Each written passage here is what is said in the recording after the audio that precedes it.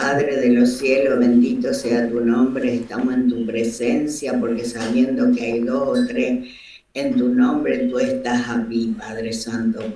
Divino Señor, dale sabiduría a Marco para que pueda explicarnos bien todo lo que tiene que decirnos de tu bendita palabra, Padre Santo. Gracias por esta reunión que hacemos, Padre Santo, en tu nombre.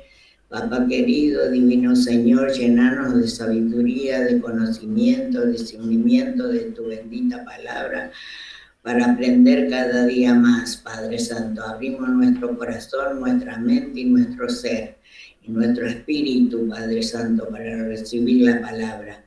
Gracias, Padre, gracias, Hijo y gracias, Espíritu Santo. Amén y amén. Amén. Amén. Amén. Bueno, la continuación de la reunión anterior es esta. ¿Recuerdan más o menos que hablamos la semana pasada? Ya me habían contado algo que le había parecido, pero lo pudieron pensar un poco más esta semana. ¿Les sirvió? ¿Sí? ¿Alguien tiene algo para agregar? A ver, Doni. Eh, Estuvimos viendo que sobre la jerarquía dentro de la iglesia, que las jerarquías son, o la pirámide que habíamos estado viendo, son una forma de organizarse humana. Y la iglesia no es una organización humana. Y por eso no se tiene que estar preparando así para realizar las cosas dentro de la iglesia. Y que entonces tenemos que estar estudiando cada cierto tiempo esto, tenemos que repasarlo, porque así nos queda bien en claro a nosotros y para los que se vayan uniendo después a la iglesia. Claro, claro, es verdad, sí. Sí, está bueno no solamente repasarlo ahora que somos pocos o que estamos empezando, sino siempre. Y a los que van llegando explicarles esto mismo. Porque el preconcepto es la pirámide. Por eso decíamos que se normaliza. Hasta una vez hablábamos, sí, acá hablábamos, hasta la forma de los templos da a entender que la pirámide está bien, porque el templo pasó a ser un auditorio. Y en la iglesia original, en la iglesia bíblica del comienzo, no era así. No era uno que hablaba y todos los demás escuchaban, sino que todos participaban.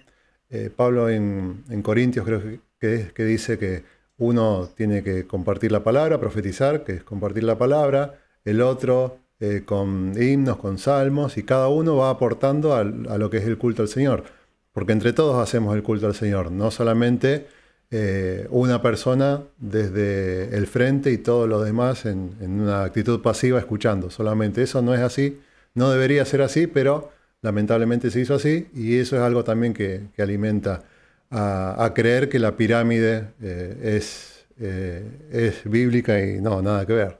Ya desde que hablamos la semana pasada creo que quedó bien claro esto, que la pirámide, la grande que se mete en la iglesia y las chiquitas también que se van metiendo en las actividades de la iglesia, no son bíblicas. Así que la semana pasada tratamos de demoler esta pirámide, ya apuntándole desde arriba. Hoy lo vamos a hacer distinto, también vamos a hacer con el mismo tema, pero ahora apuntando a otro sector de la pirámide. ¿Alguien más tiene algo para agregar? Eve, a ver. Sí. También el tema de que esto sea una pirámide hace que las personas pasemos a ser un número. Me refiero a la gente que se congrega en el lugar, ¿no? Porque ya a nadie le importa si te conocen, si saben quién sos, si no sé cuáles son tus pensamientos, cuál es tu necesidad. O sea, a nadie le importa. Pasaste a ser un número que si hoy estás genial porque estás llenando gente y si vos no estás hoy, bueno, no importa, mañana viene otro. O sea, también esquema de empresa, que nadie es indispensable. Sos un número que si hoy estás bien y si no, te reemplazamos, no hay ningún problema. Y eso también se da en este tipo de iglesias hoy en día, porque la verdad que a nosotros nos cuentan por un tema económico, pues, es la verdad. Si se nota que en el sobrecito no figura tu nombre por un par de meses y te buscan. Pero si no, la verdad que a nadie le importa qué pasa, qué no pasa. Y eso no es una iglesia. También por eso las iglesias deberían ser un poco más chicas. Porque ya en tanta cantidad de gente ya es como que se pierde ese aspecto o esa conexión que uno puede llegar a tener, no por algo forzado, como muchas veces se da, sino por algo espontáneo de que realmente hay una relación y realmente me importa, no de la boca para afuera como a veces se pretende, ¿no? Decirle a tu hermano, te amo en el amor del Señor y no sé ni quién es.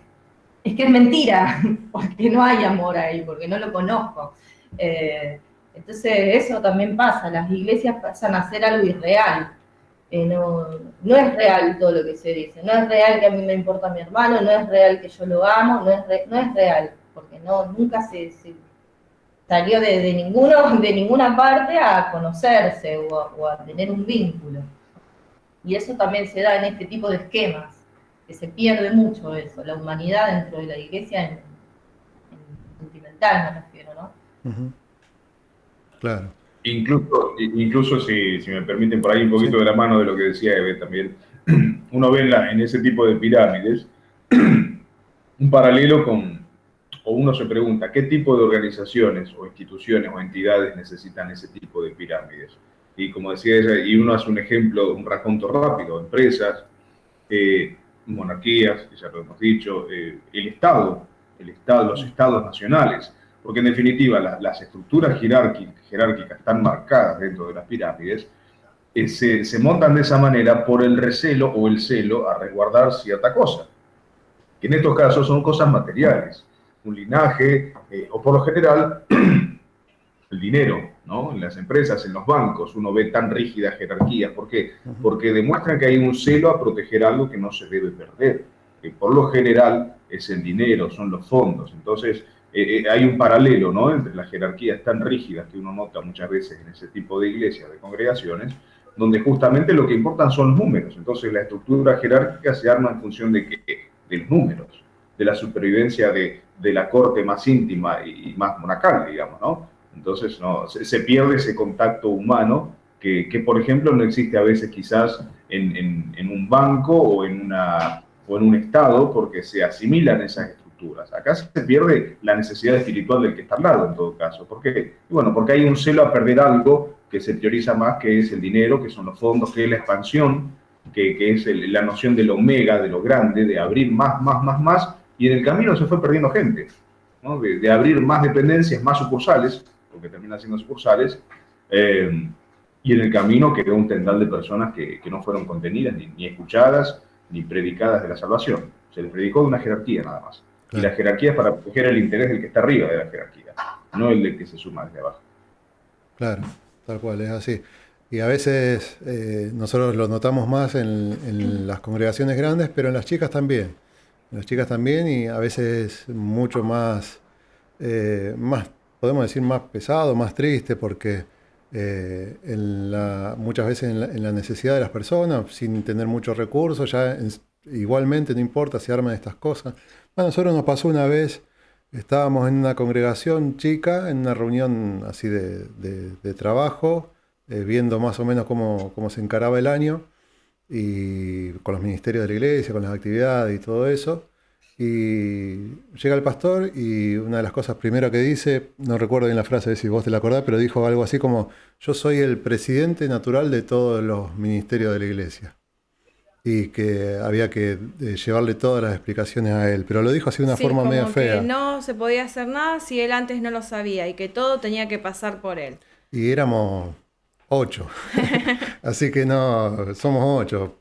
¿Presidente de qué? Cuando no hace falta representatividad si somos tan pocos, nos tenemos que poner de acuerdo nomás y tirar todo por el mismo lado. Es muy sencillo, y muchas veces no se entiende a tal punto de que se hacen estas cosas ridículas, una payasada la verdad que fue eso, pero bueno, pasa en las grandes, en las medianas, en las chicas, y bueno, y Mari creo que tenía algo para decir.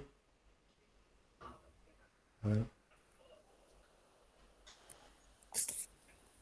¿Está? ¿Se escucha? Sí. Sí, quería leer, en Mateo 23, que habla de que Jesús acusa a escribas y fariseos.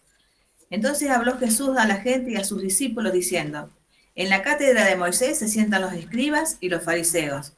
Así que todo lo que os digan y que guardéis, guardadlo y hacedlo, mas no hagáis conforme a sus obras, porque dicen y no hacen. porque atan cargas pesadas y difíciles de llevar y las ponen sobre los hombros de los hombres. Pero ellos ni con un dedo quieren moverlas.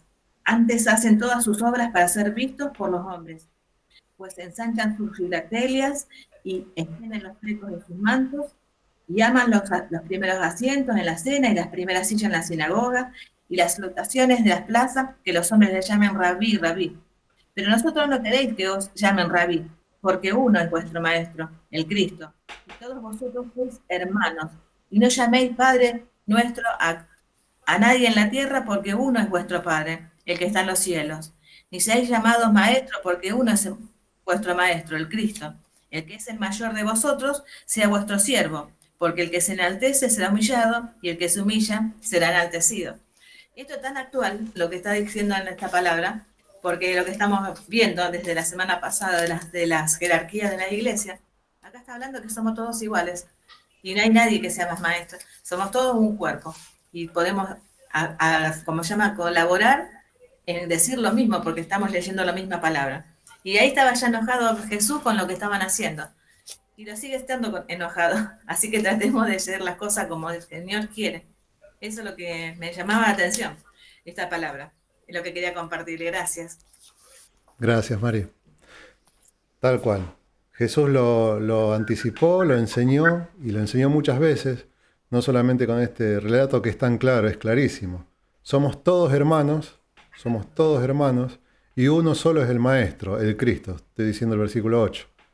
Cristo es el Maestro, nosotros somos todos hermanos y no hay Padre. En la iglesia de Cristo no hay Padre.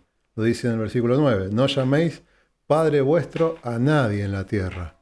A nadie, a ningún ser humano llamemos Padre, nos está diciendo Jesús. Y vieron que no pasa esto. Y la Biblia es bien clarita. Bueno, para repasar, capítulo 23 de Mateo. Muchas gracias, Mari. Muy bueno. Decíamos la semana pasada, y Eric también traía el ejemplo, porque es el más recurrente, el tema del dinero. El tema del dinero en las iglesias parece ser el tema de las iglesias, el gran tema. Y, por ejemplo, surgen problemas dentro de las iglesias por el dinero y surgen ataques desde afuera de la iglesia, de las iglesias locales, por el dinero. Hace poco veíamos algún informe periodístico en Buenos Aires que habían descubierto una estafa en una iglesia, y bueno, acá en Rosario también hubo una serie de crónicas periodísticas de varios meses en donde también había estafas y cosas así en una iglesia grande de acá. Bueno, parece que el dinero es el tema de las iglesias. Pero el tema que queremos presentar hoy como reflexión es mucho más valioso que el dinero, muchísimo más valioso. Lo adelantamos la semana pasada, dimos nosotros mismos el ejemplo del dinero porque es el más recurrente. Pero hay uno que es muchísimo más valioso que el dinero y es la libertad. La libertad que al Señor le costó su vida, Él murió por nuestros pecados para que nosotros seamos libres, y muchas veces tenemos esa libertad cuando conocemos el Evangelio y lo aceptamos y tenemos fe en Él, pero entregamos esa libertad. Por eso digo, a veces no es tanto entregar dinero a una organización, sino mucho más grave es entregar la libertad. Estamos en la semana de mayo, ¿no? El martes 25 de mayo estamos festejando como país, como patria, del 25 de mayo, ya son 211 años de donde se formó el Cabildo, el primer gobierno patrio, y el grito era la libertad. El himno nuestro comienza diciendo así: oíd mortales el grito sagrado, libertad, libertad, libertad, oíd el ruido de rotas cadenas. Libertad es el grito sagrado de la Argentina. Libertad. Y el grito sagrado del Evangelio también es libertad. Libertad en el caso de nuestro país, y haciendo memoria de este hecho histórico tan importante cuando comenzaba a nacer nuestra patria, era la libertad al colonizador. El gobierno que gobernaba esta zona era un gobierno de otro lado, era un gobierno europeo, español. Y por eso se clamaba en ese cabildo abierto libertad. Libertad, libertad, libertad. Bueno, el Evangelio también es un mensaje de libertad. Y decíamos recién que, haciendo como base esto, o sea, vamos a hablar todo el tiempo de la libertad. Cuando hablábamos la semana pasada de jerarquías, veíamos y atacábamos a la cúspide, a la gente que se concentraba arriba de la pirámide, en la punta superior de la pirámide, y con la Biblia atacamos ese sector de la pirámide, porque la estamos derrumbando. No puede haber pirámides en las iglesias, en la iglesia de Cristo, ni en las iglesias locales, no puede haber. Bueno, atacamos los que estaban arriba, ahora vamos contra los que están abajo, los que estamos abajo, y lo vamos también a hacer con la palabra de Dios. Recuerden el dicho, ¿no? A veces la culpa no es del chancho, sino del que le da de comer. Bueno, a veces pasa lo mismo. La semana de mayo decíamos que era el grito de libertad. Libertad, libertad, libertad. Cristo nos hizo libres, ¿no? Cuando conocimos el mensaje del Evangelio, Cristo nos hizo libres mediante la fe en su obra redentora y en su sangre derramada, si nos arrepentimos. Creer y arrepentirse, ese es el Evangelio. Si creímos en la obra de Jesucristo en la cruz y nos arrepentimos, somos libres. Pero ahora también, además de libres, somos responsables de nuestras acciones. Somos totalmente responsables de nuestras acciones. Y eso da miedo. Eso da mucho miedo. Porque ser responsable, cuando somos responsables, pasamos a ser, podemos decir, culpables de nuestros resultados, de nuestras acciones. Dios nos da la libertad mediante el Evangelio. Pero muchas personas, y a muchos nos ha pasado en alguna época de nuestra vida, sentimos miedo y no queremos ser responsables de nosotros mismos. Por eso, este es un motivo que alimenta la pirámide dentro de la iglesia, porque no queremos ser responsables de nosotros mismos, no queremos, entregamos la libertad, quiero ir a ese punto. Por eso el primer punto que estamos hablando ahora es entregando la libertad. Somos libres, Cristo nos hizo libres, pero no nos gusta, nos da miedo y entregamos la libertad que Cristo nos dio. Así que este mensaje principalmente va a ser un mensaje para los creyentes, para los que ya conocimos el Evangelio de Jesucristo, para los que no también, pero es principalmente un mensaje para los creyentes acerca de esto de entregar la libertad.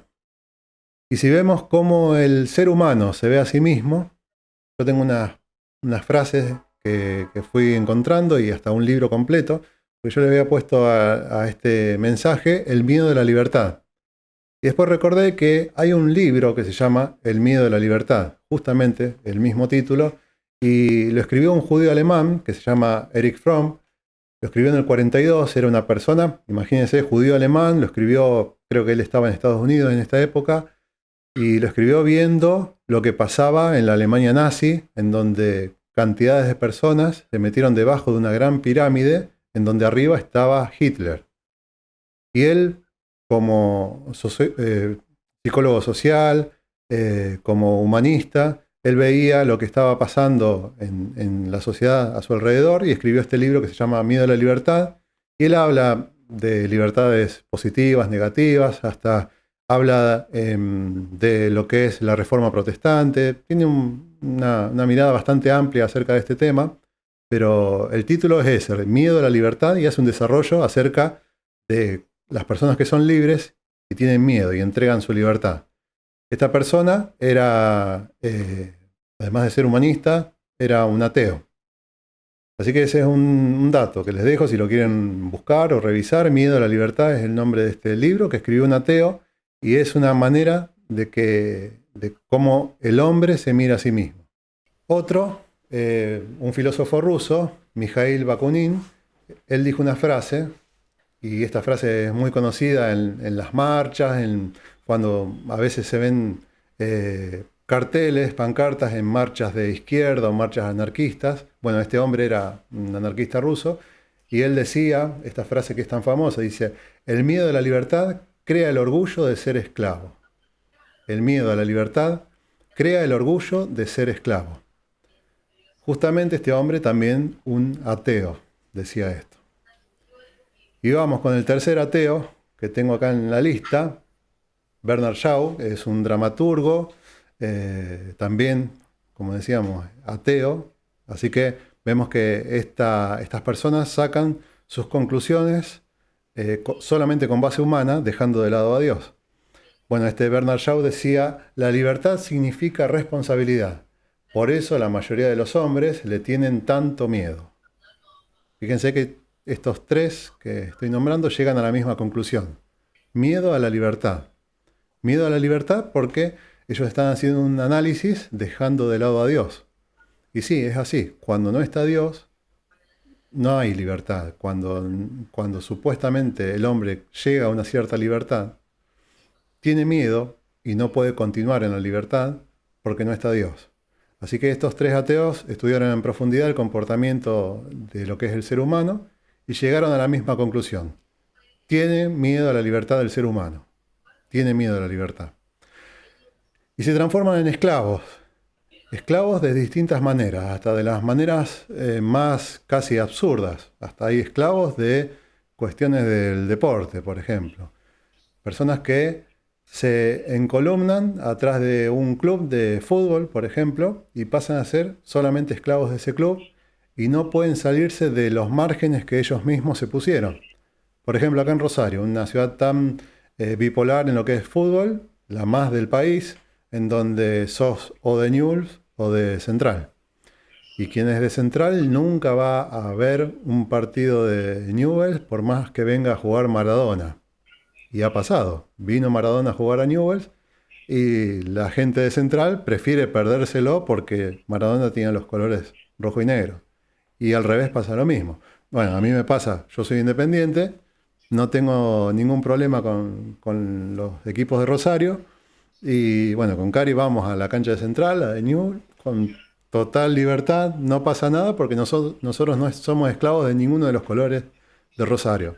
Así que hasta en esas cosas que parecen tan chiquitas, el ser humano se hace esclavo. También, por ejemplo, si vemos un sistema económico como el capitalista, tan masivo en estos tiempos, vemos que el capitalismo, si bien es un sistema económico, es tan poderoso que hasta parece un sistema de gobierno, pero es un sistema económico. Y los capitalistas son esclavos al dinero, ¿no? Ellos sí hacen toda su vida, desarrollan toda su vida en base al dinero, nada más. Entonces son esclavos del dinero. La potencia más grande capitalista de estos tiempos, Estados Unidos, es también el país que más dinero debe. Qué contradicción, ¿no? Yo no soy mucho de los números, pero es impresionante la deuda que tiene Estados Unidos. Hace poco explotó una de estas burbujas financieras, hace unos 12, 13 años, y el mundo tembló. ¿Por qué? Por el dinero, solamente por el dinero. Y estamos hablando del país más poderoso del mundo. Después, si vemos ya tiempo atrás, el comunismo, por ejemplo, ahí había personas que eran esclavas del Estado. Ellos entregaron su libertad a lo que les decían los que estaban arriba. Si bien el comunismo pregona otra cosa, pero hay muchas diferencias entre los que están arriba de esa pirámide y los que están abajo. Muchísimas diferencias. No son todos iguales por más que ellos proclaman esto. No son todos iguales. No era lo mismo el capital que tenía Fidel Castro al capital que tenía algún cubano perdido en la isla. Nada que ver. Después podemos también ver lo que son, nosotros lo llamamos los colectivos. Y nosotros siempre decimos, nosotros no nos subimos a ningún colectivo. Y hay distintos colectivos en la sociedad y esto tiene el fin de que parece más fácil viajar en manada. Por ejemplo, lo que es la religión, antes, cuando predicabas el Evangelio acá en la Argentina, todos te decían que eran católicos, todos. Hoy no tanto, pero antes eran todos católicos y algunos agregaban no practicantes, pero todos eran católicos. Todos estaban en el mismo colectivo. Ahora se ve otro colectivo que está muy difundido, que es esto del feminismo. Es un colectivo porque muchos se suben ahí y se ponen límites ellos mismos. Se suben sin pensar. Se suben y que los lleven. nada más. Y es más fácil. Y esas también son formas de entregar la libertad. Quien se encolumna detrás de cosas así, como por ejemplo el feminismo, no puede salir de las propias reglas del feminismo. No puede salir. Y tiene que ir viajando junto con la manada. Y bueno, el feminismo, el pensamiento científico también. Quien es científico no puede aceptar creer en Dios y cuestiones así que siempre escuchamos. Y dentro de las iglesias cristianas, que es lo que nos toca a nosotros, también pasa esto de subirse a un colectivo. Si estamos en el cristianismo, ya no somos ni católicos ni otra religión. Estamos en un colectivo. Dentro del cristianismo, hace un tiempo atrás estaban pesando mucho las denominaciones. Ahora ya no tanto, pero eran muy pesadas las denominaciones hace 50 años atrás, hasta, no sé, 100 años atrás, más o menos en ese periodo acá en Argentina, fue un periodo muy fuerte de las denominaciones. Quien era bautista nunca se iba a juntar con un pentecostal, nunca. Los hermanos libres hacían sus cosas, los hermanos de la Argentina hacían otras cosas, y así. Todos separados, todos subidos en distintos colectivos, en donde se limitaban a sí mismos, se ponían limitaciones. Eso de ponerse limitaciones es entregar libertades. Y podemos ir a lo más chico también. Muchas veces se suben al colectivo de mi iglesia y nada más. Y no importa lo que pasa en las demás iglesias, hay hasta iglesias que enseñan a las personas que participan que no vayan a otra iglesia. Y eso es totalmente antibíblico. No, porque tu iglesia es acá y vos tenés que quedarte acá. En la Biblia, ¿dónde se vio? Somos todos hermanos. Pero muchas iglesias enseñan esto. O llegan al extremo de decir que somos salvos solamente los que estamos en esta iglesia, porque esta es la iglesia perfecta. Y si vos te vas, no te salvás. Si vos te vas, te agarra el diablo. Si vos te vas, no vuelvas más. ¿Por qué? Porque es un colectivo, es un lugar donde se entrega la libertad. Una iglesia cristiana, evangélica, pero también puede ser un lugar en donde se entrega la libertad, y de eso vamos a hablar. Y si vamos más chicos, también dentro de la iglesia le podemos entregar nuestra libertad a los pastores, al pastor, y así, etc. A tantos le podemos entregar, por eso la pirámide. La pirámide, decíamos la semana pasada que el dinero iba hacia arriba. En este caso, en esta reunión, estamos hablando que nuestra libertad va hacia arriba y vivimos siempre entregando nuestra libertad, nuestra responsabilidad, porque parece más fácil, pero no lo es, y es muy triste. Cuando somos libres, siempre los responsables, los culpables vamos a ser nosotros, siempre, y ya no hay más excusas. Pero la mayoría prefiere entregar esa libertad para evadir la responsabilidad. Parece fácil porque es evadir responsabilidades. Y también eso nos limita en nuestro crecimiento, en nuestra madurez. Pasamos a ser como niños perpetuos, todo el tiempo como niños, porque nunca maduramos, nunca crecemos. Por eso es algo que caracteriza a las personas que no tienen a Dios. Si vamos a lo que vimos antes de lo que piensan los humanistas, llegan a esa conclusión, y la verdad que esa conclusión es cierta. Es así, pero pasa en las personas que no tienen a Dios. Por eso justamente 3 ateos hacían este estudio. Y nosotros tenemos este texto bíblico en Juan 8:32. Juan 8:32, y conoceréis la verdad, y la verdad os hará libres. Muy importante, marcadísimo en la Biblia. Conoceréis la verdad, y la verdad os hará libres. Esto es fácil de aprender de memoria y lo tenemos que hacer. Y bueno, decíamos que la estructura piramidal en las iglesias es una manera de entregar nuestra libertad. Por eso es tan peligroso, por eso es algo que nosotros tenemos que identificar y tenemos que enseñar esto. No puede haber pirámides en las iglesias cristianas. Es imposible que haya pirámides dentro de las iglesias cristianas, porque no solamente a lo que es organizativo, sino esto, de entregar la libertad. Decíamos al principio, Cristo murió por nosotros, padeció en la cruz, murió, se separó del Padre, la ira de Dios cayó sobre él. ¿Por qué? Por nuestra libertad. Pagó el precio más alto por nuestra libertad. No podemos entregar así nuestra libertad. Y decíamos que en la pirámide a veces pasa que, lo decíamos la semana pasada, en la pirámide, no sé si los chicos la tienen para recordar, para hacer memoria del gráfico. Si lo tenés, Donny, mandalo nomás. Pero veíamos que en la pirámide hay personas que se enseñorean, que se hacen señores de las congregaciones. Ahí viene. Ahí está. Esta es la pirámide que veíamos la semana pasada. Y veíamos que en la parte superior hay personas, bueno, acá están los dos lados. Veíamos que era lo que era la iglesia católica y la iglesia cristiana, cómo se hacía prácticamente igual. Distintos nombres, pero lo mismo. Y también decíamos que los que están en la parte de arriba, de quienes hablamos la semana pasada, se enseñorean, se hacen señores de la congregación, y podemos decir que construyen la estructura desde arriba hacia abajo. Desde arriba hacia abajo construyen ellos, se levantan a sí mismos, se autoproclaman y van construyendo esta pirámide de arriba para abajo. Pero hay otro tema. Muchas veces estas pirámides se construyen desde abajo hacia arriba. Desde abajo hacia arriba. Desde las personas, donde dice ahí la gente, hacia arriba. ¿Y cómo es esto? Muchas veces las personas elevan a ciertas personas unas sobre otras. Las mismas personas que están en la base de la pirámide elevan a ciertas personas. ¿Se entiende?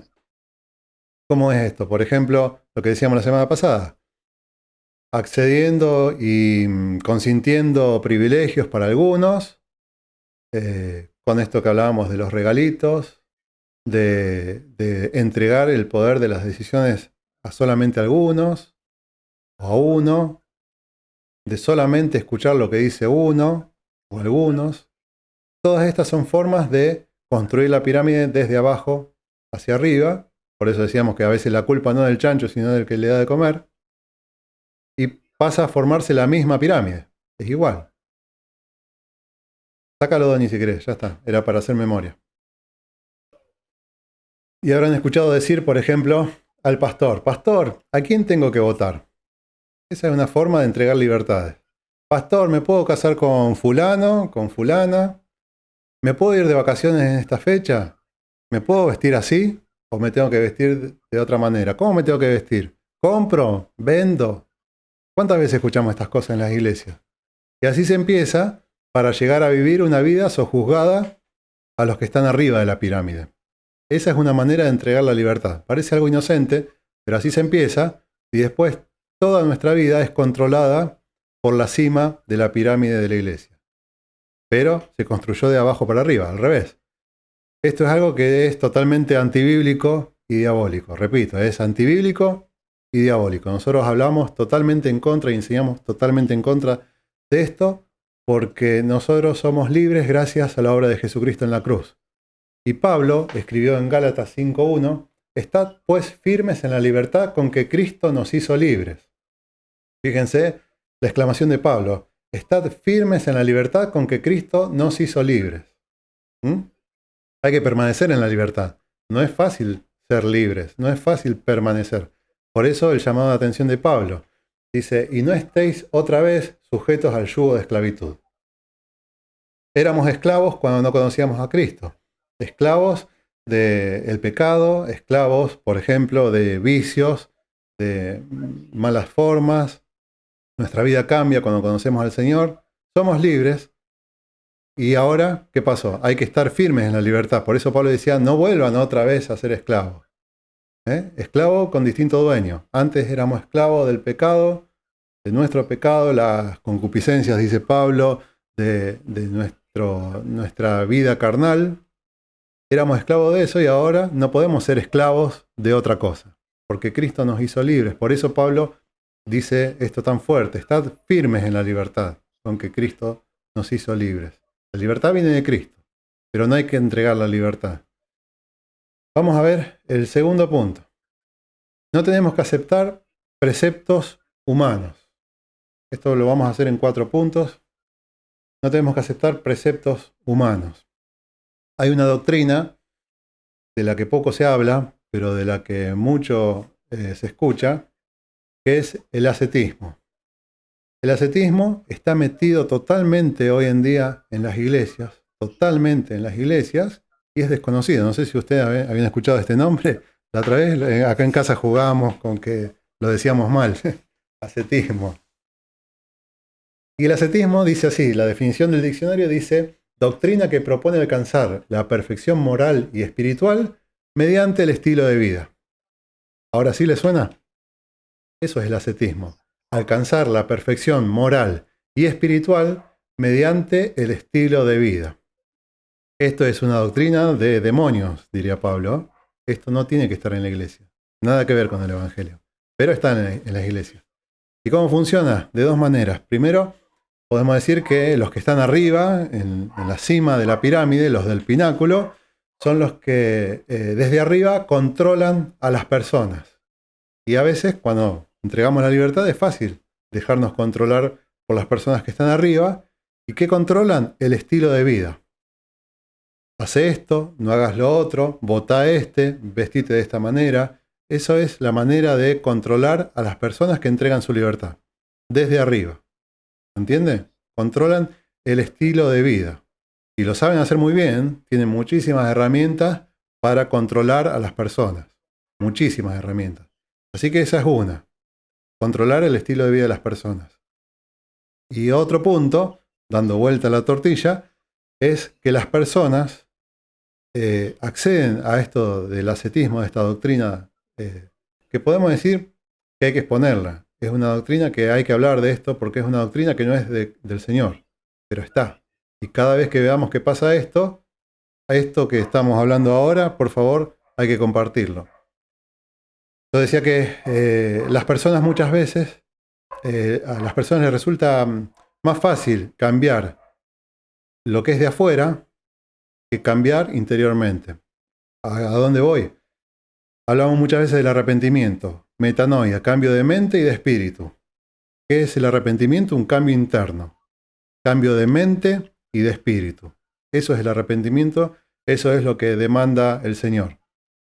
Cambio desde adentro para afuera, lo dijimos muchas veces. Pero ¿qué pasa? Para las personas es más fácil cambiar el exterior, el estilo de vida. Por eso el ascetismo. Es más fácil cambiar el estilo de vida.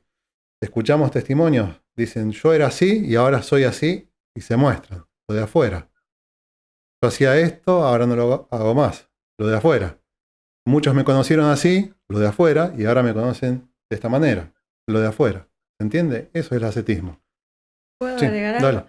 Que además se va metiendo de tal manera que uno no termina desconociéndose a uno mismo, porque yo he visto muchas iglesias que te dicen levante las manos, que vos, si una persona te dice levante las manos, vos no las vas a levantar, pero estás en ese ámbito y te dicen levante las manos, siéntese, levántese, diga esto, repita aquello, y vos, si lo pensás seriamente, si te dicen que repitas una palabra de algo, por ejemplo, estoy hablando con Marco, y Marco de repente me dice, Karina, repetí Jesús te ama, o Karina, repetí mesa.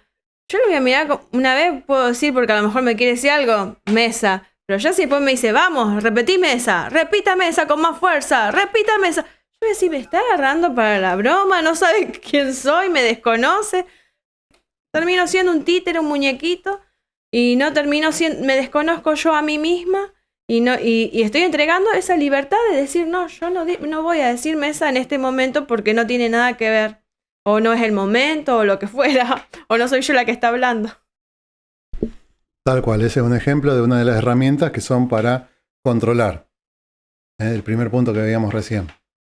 Y esto de repetir y hacer, y de solamente escuchar, ir y escuchar, todas esas son formas de entregar la libertad. Pablo es clarísimo en estos temas. Hoy se me hacía re largo, ayer que estábamos preparando el mensaje y hoy más o menos le estábamos tomando el tiempo, se me hacía re largo la reflexión porque Pablo lo dice por todos lados, esto que estamos hablando. Una de las veces es en Colosenses 2:18. Colosenses 2:18 y vamos a saltar hasta el 3:3. Es un relato en donde Pablo escribe sobre este tema y comienza diciendo, nadie os prive o defraude, dice la versión antigua, de vuestro premio. Y ahora vamos a ver de qué se trata este texto bíblico, que es clarísimo. Nadie os prive de vuestro premio, afectando humildad o culto a los ángeles, entremetiéndose en lo que no ha visto, vanamente hinchado por su propia mente carnal, y no haciéndose de la cabeza, en virtud de quien todo el cuerpo, nutriéndose y uniéndose por las coyunturas y ligamentos, crece con el crecimiento que da Dios. Pues si habéis muerto con Cristo en cuanto a los rudimentos del mundo, ¿por qué, como si vivieseis en el mundo, os sometéis a preceptos tales como no manejes, ni gustes, ni aun toques, en conformidad a mandamientos y doctrinas de hombres, cosas que todas se destruyen con el uso? Tales cosas tienen a la verdad cierta reputación de sabiduría en culto voluntario, en humildad y en duro trato del cuerpo, pero no tienen valor alguno contra los apetitos de la carne. Si, pues, habéis resucitado con Cristo, buscad las cosas de arriba, donde está Cristo sentado a la diestra de Dios. Poned la mira en las cosas de arriba, no en las de la tierra, porque habéis muerto y vuestra vida está escondida con Cristo en Dios. Entonces decíamos no aceptar los preceptos humanos. Pablo está diciendo eso mismo, no aceptar los preceptos humanos. Nadie os prive de vuestro premio, el premio es la libertad. Nadie les arrebate, los defraude, les saque la libertad. Y dice que lo hacen con falsa humildad, con culto a los ángeles, entremetiéndose en lo que no han visto, vanamente hinchados en su propia mente carnal. Justamente está describiendo el carácter de los que tratan de usurpar la libertad. Fíjense qué claro que es. Y el más claro de todo, el 19, dice, no haciéndose de la cabeza. ¿Quién es la cabeza de la iglesia? Una sola, Jesucristo. Lo vimos la semana pasada. Dice, y no haciéndose, no tomándose de Jesucristo. Lo que hacen, lo hacen por ellos mismos.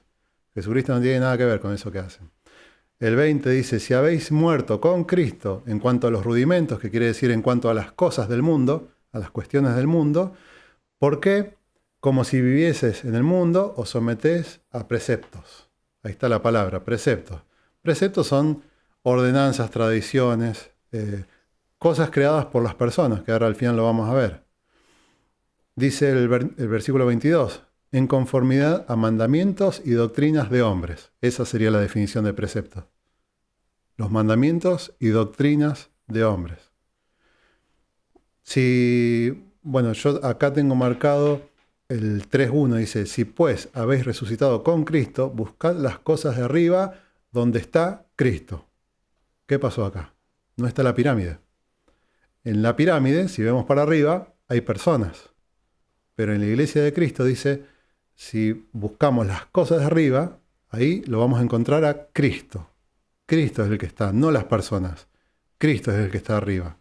¿Se entiende? No hay pirámides en el relato de Pablo. No hay pirámides en toda la Biblia. Así que bueno, esto de los preceptos son cuestiones humanas. Les voy a leer lo que dice Ezequiel 20:19. Dice, yo soy Jehová vuestro Dios. Andad en mis estatutos y guardad mis preceptos y ponedlos por obra. Los preceptos, los únicos que tenemos que guardar, los mandamientos, son los del Señor, los de Dios. Esto es algo del Antiguo Testamento. Para entenderlo mejor, digo que en el Nuevo Testamento tenemos unos mandamientos bien claros de parte de Jesús, para nosotros, bien claros, que no hay excusa. Amar a Dios y amar al prójimo. En esos dos mandamientos se resumen todos los mandamientos. Amar a Dios, ahí se resumen todos los estatutos, los mandamientos de la ley. Amarás a Dios. Y amarás al prójimo, dice que era el mandamiento nuevo que Jesús nos dejaba. Así que en esos dos se resume todo. Así que bueno, no tiene nada que ver ni con religión, que son las reglas, las normas, los límites humanos para acercarse a Dios. Esto no tiene nada que ver con religión, no tiene nada que ver con tradición, porque muchas veces decimos, bueno, los que hacen la tradición son la Iglesia Católica, ellos son los reyes de la tradición. Ellos todo lo que hacen es en base a tradición. La liturgia, las formas, las costumbres, todo. Bueno, la Iglesia Católica es un gran cascarón de tradiciones, pero en las iglesias cristianas pasa lo mismo. ¿Cuántas veces escuchamos decir, acá lo hacemos así? O por ejemplo, lo que el pastor nos enseñó. A mí esa frase me revienta. Yo estaba tratando de recordar que hay una forma de decir lo que lo escuché muchas veces y ahora no me la acuerdo, pero es esto, es como nos lo enseñó nuestro pastor. Qué mal que te enseñó tu pastor, porque tu pastor te tendría que haber enseñado lo que dice la Biblia, para que vos digas, la Biblia dice tal cosa.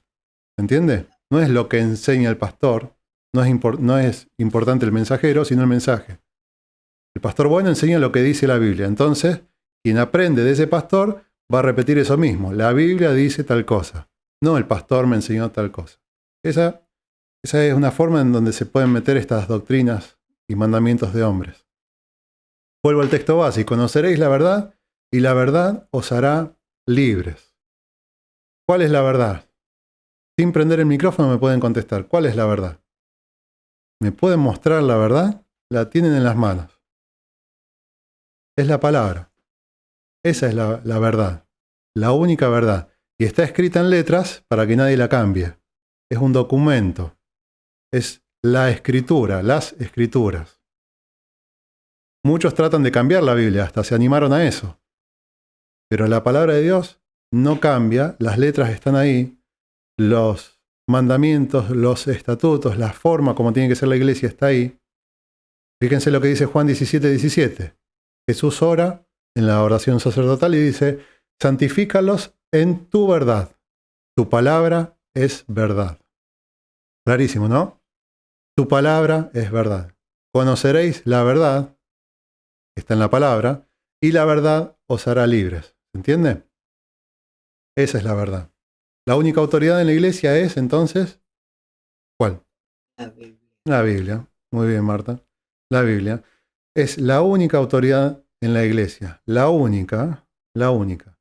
Solamente quien puede, quien se basa en las cosas que hace en la palabra, es el que pasa a ser la autoridad. Está representando la autoridad que da la palabra. Nada más. No hay autoridades humanas en la iglesia. No hay jerarquías, no hay rangos, no hay pirámides, nada. Si vivimos en lo que dice la Biblia, estamos en la autoridad, estamos ejerciendo la autoridad. Dice así Corintios 2, Segunda de Corintios 3:17. Pero cuando se conviertan al Señor, el velo se quitará, porque el Señor es el Espíritu, y donde está el Espíritu del Señor, allí hay libertad. Leí 2 Corintios 3:17. Pero cuando se conviertan al Señor, el velo se quitará. Y eso es lo que predicamos. Nosotros no lo hacemos porque somos enemigos de esas iglesias, sino lo hacemos por amor. Lo hacemos por amor. Esto que estamos enseñando lo enseñamos por amor. Porque el velo se tiene que correr. ¿Cuándo va a pasar? Cuando se conviertan al Señor. Cuando conozcan al Señor, cuando crean en el Evangelio, cuando se arrepientan, cuando conozcan al Señor, el velo se va a quitar, solo se va a quitar. Y miren lo que dice después, porque el Señor es el Espíritu. El Señor es el Espíritu. Y donde está el Espíritu del Señor, allí hay libertad. Si lo pongo en contraposición, si lo doy vuelta, puedo decir, donde no hay libertad, donde están las pirámides, que no hay libertad, allí no está el Espíritu del Señor. ¿Se entiende? Porque el Señor no está donde están las pirámides. El Espíritu del Señor está donde hay libertad. Unas preguntas. ¿Se te corrió el velo ya? ¿Ya te convertiste al Señor? ¿Ya vivís en la libertad de su gracia? Que no es fácil, da miedo, pero ¿ya vivís en la libertad de su gracia? ¿Tu relación con el Señor es sin intermediarios? ¿O necesitas intermediarios? No, eso no es bíblico. Hay un solo mediador entre Dios y los hombres, Jesucristo hombre. Solamente, el único mediador. Esa libertad requiere solamente un mandamiento, lo leíamos la otra vez en Marcos, un mandamiento de 2 pasos. Jesús lo dijo en Marcos 1:15. Arrepentíos y creed en el Evangelio. Un mandamiento, una obra, la única obra para ser salvos es creer en el Evangelio, la fe en el Evangelio y el arrepentimiento. Lo único, solamente. Y bueno, para ir cerrando, tenemos que tener cuidado de la libertad. Este es el tercer punto. Cuidado con la libertad. Cuidado. Cuidado con la libertad, porque Pablo es bien claro acerca de esto. Y él dice, por ejemplo, en Gálatas 5:13, Gálatas es un libro que lo pueden leer completo, que habla todo acerca de esto de la libertad. Pero en el 5:13 dice, porque vosotros, hermanos, habéis sido llamados a libertad. Solamente que no pongáis la libertad por ocasión a la carne. No pongáis la libertad por ocasión a la carne. ¿Se entiende? Porque a veces Pablo escribe medio difícil, pero creo que es claro. No pongáis la libertad por ocasión a la carne. ¿Qué está diciendo? Que no usemos la libertad para hacer lo que se nos canta, lo que queremos, lo que quiere la carne. No pongáis la libertad por ocasión a la carne. Eso es lo que está diciendo. La libertad no es libertinaje.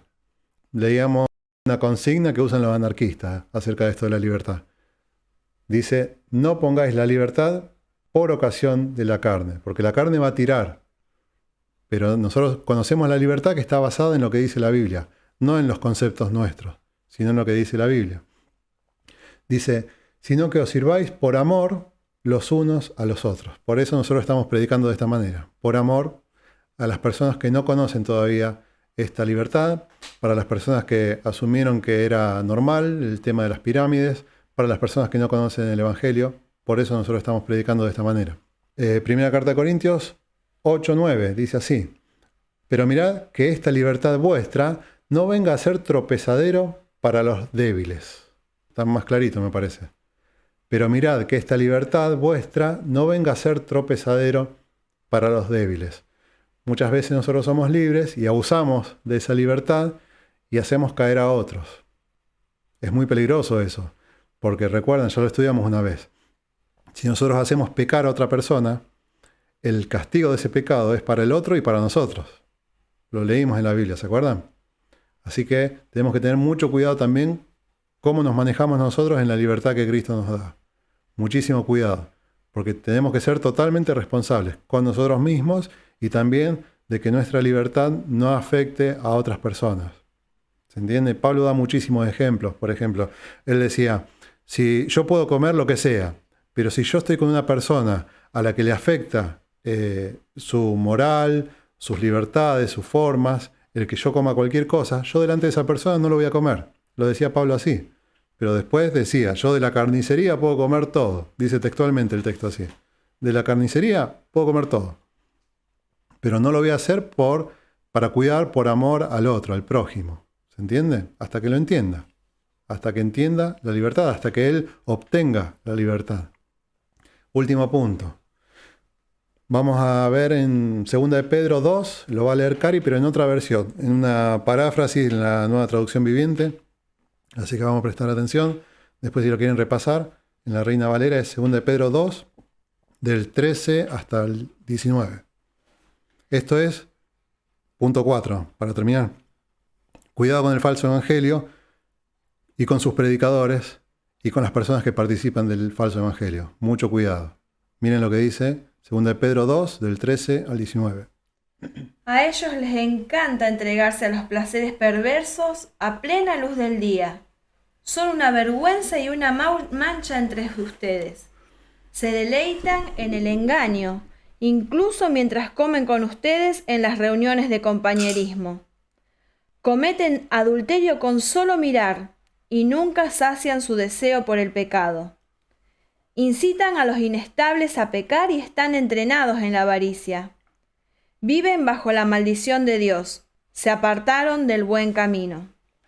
Estos individuos son tan inútiles como manantiales secos o como la neblina que es llevada por el viento. Están condenados a la más negra oscuridad. Se jactan de sí mismos con alardes tontos y sin sentido. Saben cómo apelar a los deseos sexuales pervertidos, para incitar a que vuelvan al pecado los que apenas escapaban de una vida de engaño. Prometen libertad, pero ellos mismos son esclavos del pecado y de la corrupción, porque uno es esclavo de aquello que lo controla. Después los invito a que lo puedan repasar en sus Biblias a 2 de Pedro 2, en donde muestra claramente Pedro cómo son los falsos maestros, los falsos predicadores, y también cómo son las personas que los siguen. Y acá desde el 13 al 19 vemos cómo Pedro hace como si fuera su exposición en dos partes. Primero los expone como son ellos hacia ellos mismos. Son manchas inmundas, dice acá en la Reina Valera, se recrean en sus errores, sus ojos están llenos de adulterio, no se sacian de pecar, seducen a las almas inconstantes, eso de ser sensuales, lo que hablábamos la semana pasada. Dice que tienen el corazón habituado a la codicia. Todo el tiempo Pedro está diciendo cómo son estas personas hacia ellos mismos. Pero fíjense cuando habla al revés, cómo son esas personas hacia los demás. Solamente dice esto Pedro: les prometen libertad. Primero Pedro los analiza cómo son ellos hacia adentro.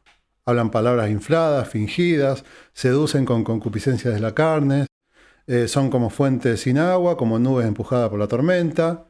Primero todo hacia ellos, cómo son ellos hacia ellos mismos. Pero cuando son ellos con las personas, Pedro dice una cosa sola: les prometen libertad. Les prometen libertad y ellos mismos son esclavos de corrupción. Así que mucho cuidado, este es el cuarto punto, mucho cuidado con el falso evangelio, con los falsos predicadores y con las personas que participan del falso evangelio. Son así, lamentablemente son así, y lo que hacen es prometer todo el tiempo libertad y ellos mismos son esclavos de la corrupción. Así que este es el mensaje que tenemos hoy para compartir. El evangelio de Dios es la cruz de Cristo, lo decimos siempre. El evangelio es la cruz de Cristo, que Cristo vino al mundo, padeció en la cruz, murió, fue sepultado y resucitó al tercer día, todo esto conforme a las Escrituras. Eso es el Evangelio de Jesucristo. Solamente creyendo en el Evangelio de Jesucristo, creyendo de corazón totalmente, poniendo la fe en el Evangelio, en la obra de Jesucristo, solamente ahí tenemos libertad. En la cruz de Cristo está la libertad. Así que la condición son dos cositas: arrepentirse y creer en el Evangelio, lo dijo Jesús. Así que ese es el mensaje de hoy. Marco, habíamos hablado del versículo primero, vos me habías compartido también cómo iniciaba para compartir con los hermanos. Bien, claro, porque esto se hacía largo y estuvimos resumiendo hoy. Pero leíamos en Juan: y conoceréis la verdad, y la verdad os hará libres, versículo 32. Pero versículo 31, Jesús está hablando con los judíos que habían creído, están hablando Jesús con personas que habían creído en Él, y les dice: si vosotros permaneciereis en mi palabra, seréis verdaderamente mis discípulos. Permanecer en la palabra. Si vosotros permaneciereis en mi palabra, seréis verdaderamente mis discípulos y conoceréis la verdad. Con la palabra conoceréis la verdad y la verdad os hará libres. Ese era. Sí, sí. Porque ahí se entiende bien, queda súper claro de que y redondea todo, porque todo el tiempo estuvimos leyendo la Biblia y hablando y exponiendo lo que dice su palabra, y esa es la que nos hace verdaderamente libres. Por eso la iglesia de Cristo es la iglesia bíblica. Nada más.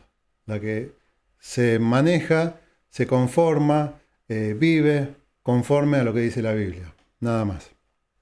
Sin religión, sin tradiciones, sin doctrinas humanas, solamente lo que dice la Biblia. ¿Algo más para agregar? Sí.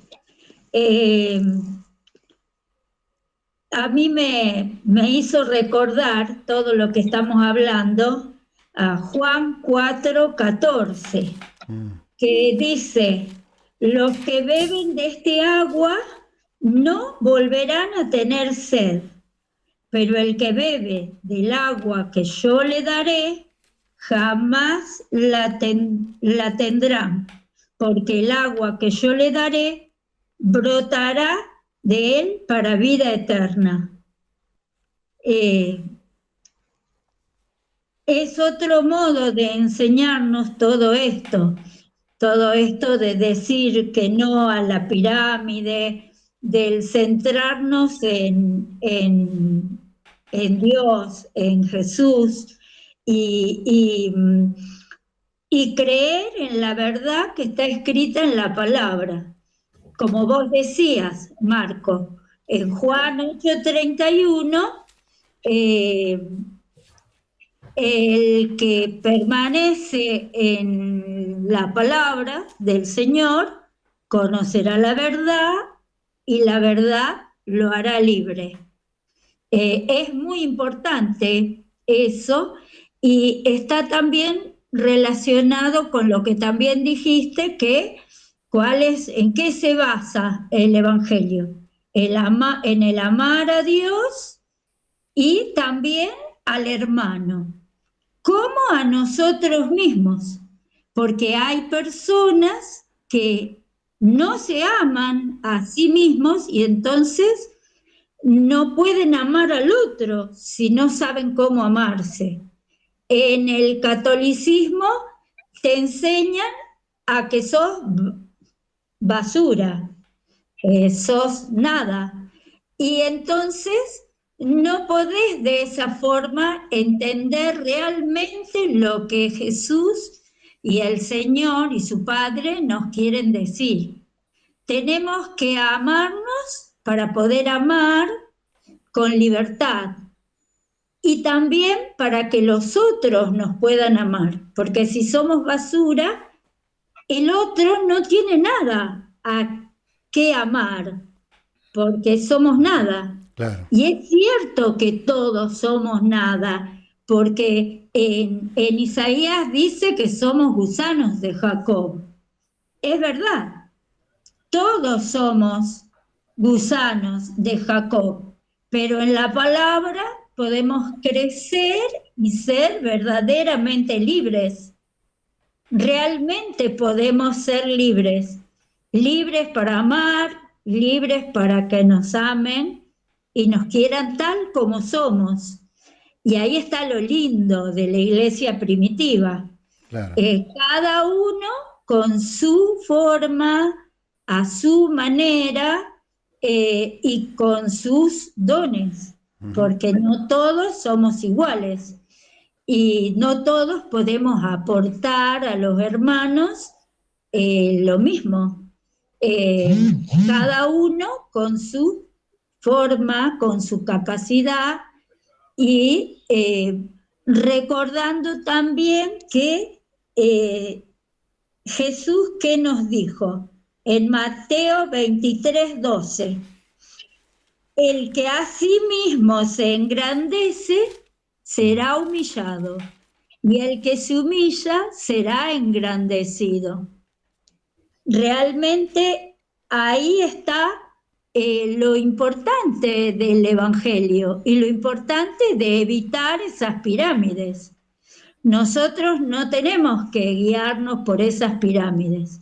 Todos somos iguales y el Señor es el que nos guía. ¿A través de qué? A través de su palabra. Bueno, nada más. Era lo que yo iba pensando y buscando mientras hablaban ustedes, mientras Marco y Cari nos hablaban y mientras Eve también hablaba y su esposo, yo iba pensando todo eso.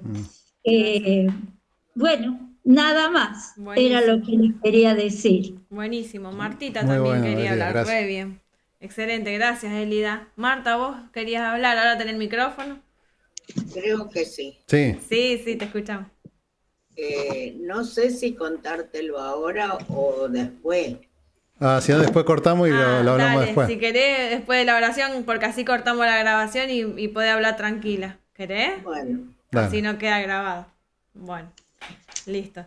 Entonces, ¿alguien quiere decir algo más o ya oramos y después? Eric, dale. sí, dale. Ahí está. Vos sabés que pensaba, o por ahí he hablado con gente, hemos hablado entre nosotros, sobre que la libertad uno a veces la visualiza como una pila, como una batería, como una energía, ¿no? Si bien es invisible, sí son visibles las conquistas de la libertad, ¿no? De la libertad de Cristo, se traduce en una forma de vida, al revés, ¿no? De esto, como vos decías, Marco, al principio, donde el ascetismo propone los principios morales a partir de una forma de vida. En realidad es a la inversa, vos tenés principios propios de la libertad con la que Cristo nos hace libres, que uno después los traduce en una forma de vida. Y al revés, cuando uno sacrifica esa libertad, que en realidad es como una energía que nos impulsa, muchas veces a pedidos de las grandes congregaciones o de las pequeñas congregaciones, uno sacrifica, ¿no? esa libertad tan dolorosamente, ¿no? Porque Cristo hizo un sacrificio que, más allá del sacrificio como un nuevo nacimiento, digamos, para todos nosotros, fue un sacrificio doloroso. Para Él como hijo, estimo yo, y para Dios como Padre. Y uno entrega eso, voluntariamente entregamos esa energía que nos impulsa, porque la libertad, vos podés no tener nada, pero tener la libertad de hablar, de caminar, de razonar, ese criterio que pone dentro de uno, Y pensaba también lo que decías, ¿no? Al comienzo con el tema del cabildo. Hace poquito se conmemoró el Día del Himno. Sí. Y poca gente conoce el himno completo, el himno hermoso que tenemos, las 9 estrofas. Y pensaba que hay una de las estrofas donde, como un clamor en contra de la esclavitud, brama, y una de las estrofas canta diciendo: no los veis a los españoles, ¿no? Sí. A quienes en aquel momento los dominaban. Dice: no los veis sobre el triste Caracas, luto y llantos y muerte esparcir, no los veis devorando cual fieras todo pueblo que logran rendir.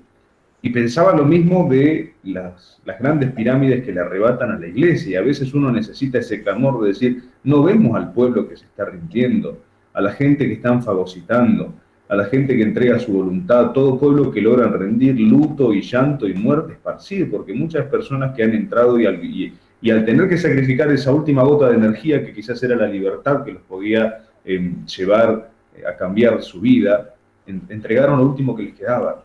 ¿Y qué les queda? El luto y el llanto y la muerte, ¿no? La esclavitud. Entonces digo, muchas veces somos testigos de cómo se entrega aquello preciado que tanto le costó a Cristo en ese sacrificio en la cruz, y que tanto también nos cuesta a nosotros en la vida, en el día a día, porque es fácil también de esos liderazgos mesiánicos. Vos fíjate que siempre se apropian de las batallas ajenas, de las victorias, de las batallas peleadas por otros. Por eso te aconsejan dónde tenés que invertir, qué tenés que comprar, qué tenés... Pero no formó parte de ese sacrificio y batalla por la libertad.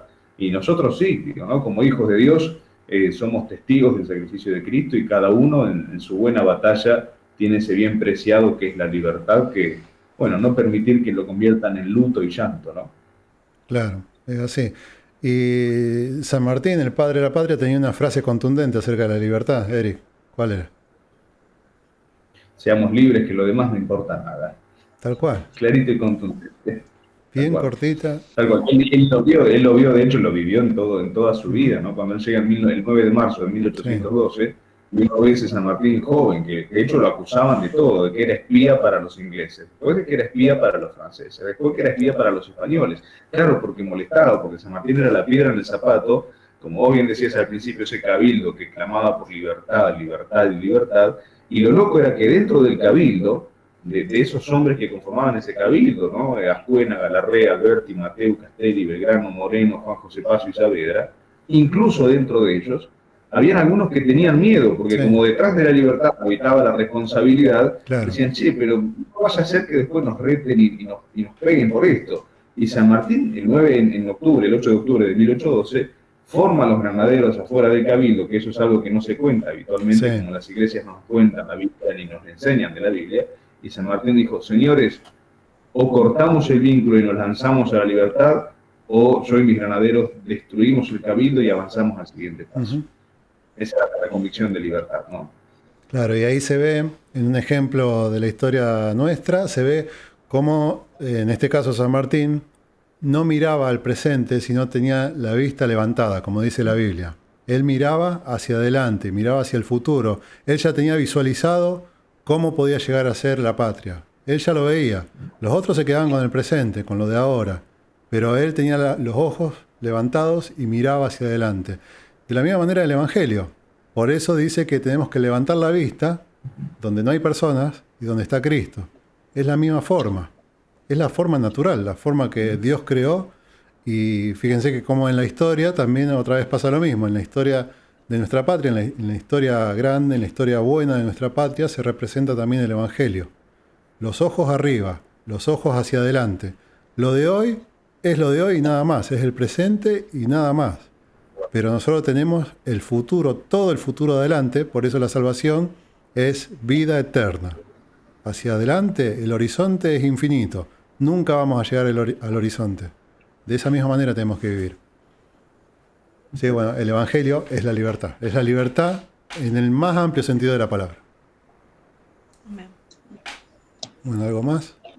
Si no, oramos y después seguimos charlando. Y hablamos, dale. Bueno. Mari, ¿querés orar para cerrar la reunión?